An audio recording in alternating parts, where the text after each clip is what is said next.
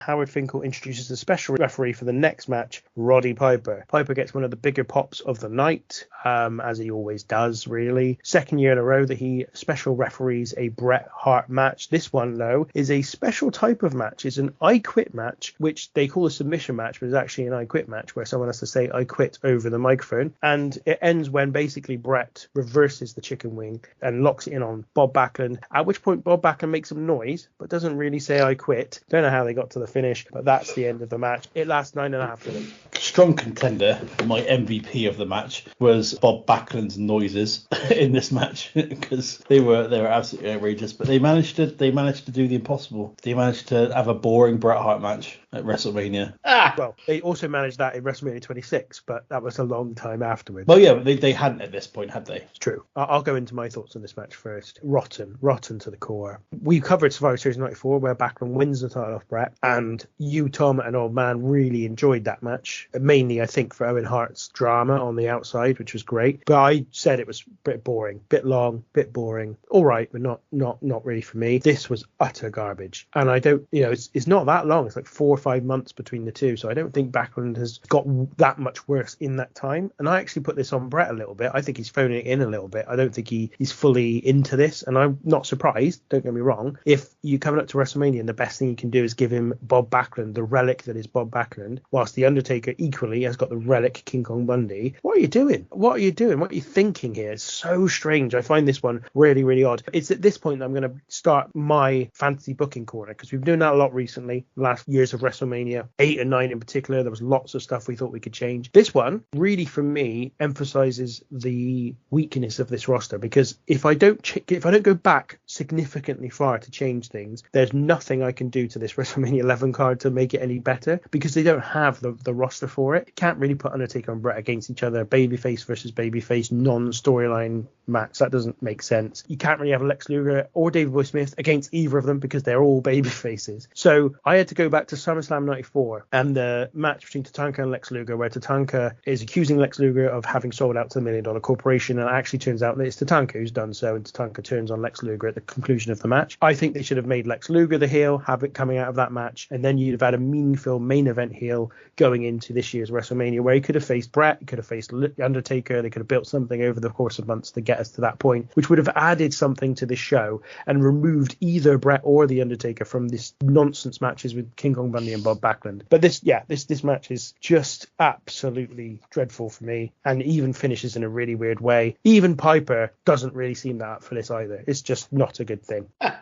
I tell you what, man, I'm kind of glad that you said that you felt that Bret kind of wasn't into it, and a lot of the match, being good wasn't, kind of was on him, because at least now I don't get accused of any bias. Because to be honest, I kind of felt the same. I think we're all probably going to be in agreement in that it wasn't a great match at all. I felt Bob was all right. I say he was all right in it. Bob didn't feel particularly bad to me, but yeah, Bret definitely did seem quite disinterested, and like he didn't care and just wanted it done. And again, I get that, but that was the spot they had that night, and whatever. It kind of years later, flash forward, it kind of reminds me to a match which we'll cover in the future WrestleMania, but Batista Umaga, where Batista famously had a bit of a tantrum, didn't like his place on the card, and just sort of sleptwalked through it. So I kind of felt like this was a bit of that. Roddy Piper being there was to me a tremendous distraction. The amount of times in his just sort of over the top voice,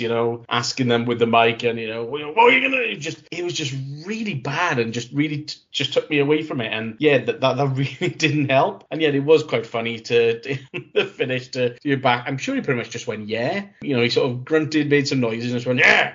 I was like, oh, okay, I guess that's it then. Yeah, again, really, really bad. Not great. Not great night for any of these guys. It felt like Bob Backlund going into business for himself, because there's no way they were protecting Bob Backlund at this point. He was done. His run was over. This should have been an absolute clean as a whistle victory for Bret. And you know what? An I Quit match actually made sense in the scheme of this feud, not just because Bret Hart had been beaten by Bob Backlund because Owen Hart threw the towel in, but also because Bob Backlund's original motivation for turning heel was that he'd never lost the world title, because he'd never said I quit, having lost to the Iron Sheik back in 1983. So long term, that match makes sense, but you've got to have one of them say I quit, and it's got to be Backlund, because you're not going to have Bret say it, and Backlund certainly doesn't need to win again. So you've got to have him say I quit. And the fact he doesn't is just nonsense. And I can only imagine it's Bob Backlund saying, I don't want to say I quit. I've never done it in my career. I'm not going to do it now. Yeah. I'm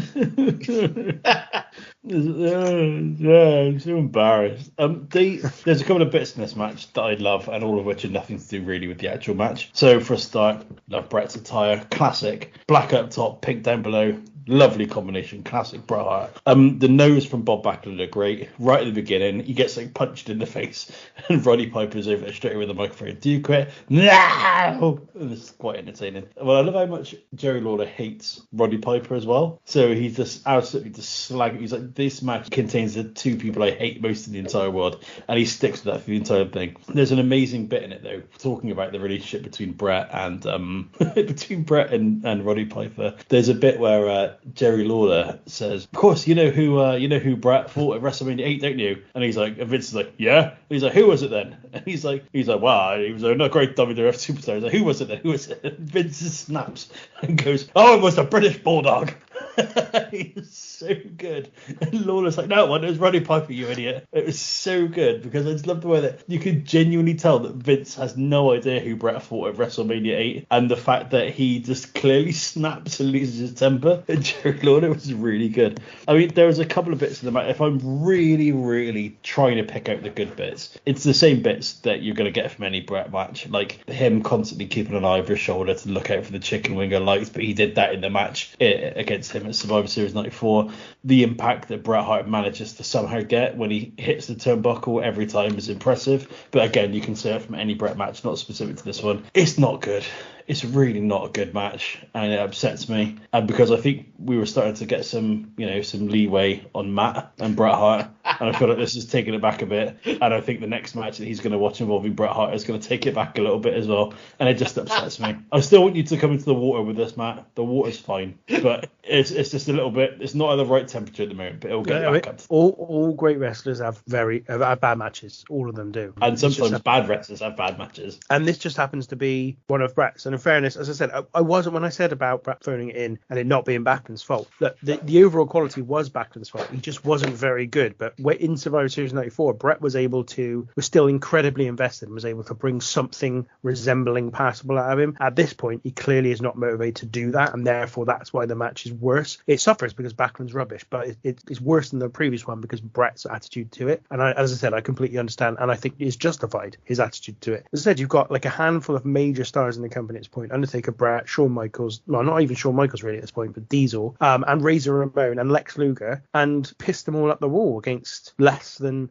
not all of them, but the vast majority of them against like pointless and nonsense feuds that where previously I've been very impressed where they've had long tails. So this one obviously went on from Bob Backlund against Bret Hart on Raw in like mid 94 right through to Survivor Series, right through that into this WrestleMania. The Undertaker versus King Kong Bundy, I've spoken about the history there with DiBiase bringing him back in the summer of 94. But in this case, they just feel tired. They just feel done. They're over. They've been completed already, and they were just left with these dregs, and it's just ugh. And so it adds that general feeling of this not being a WrestleMania caliber show in any way, next to what we've already had, which is the just poor production values, poor presentation, just strange decisions all over the place. I also think that Bret acknowledges that it's his worst pay-per-view match in his book as well. He says that this is the worst match that I had on WWF pay-per-view. Yeah, that's because he hadn't wrestled at WrestleMania 26 yet.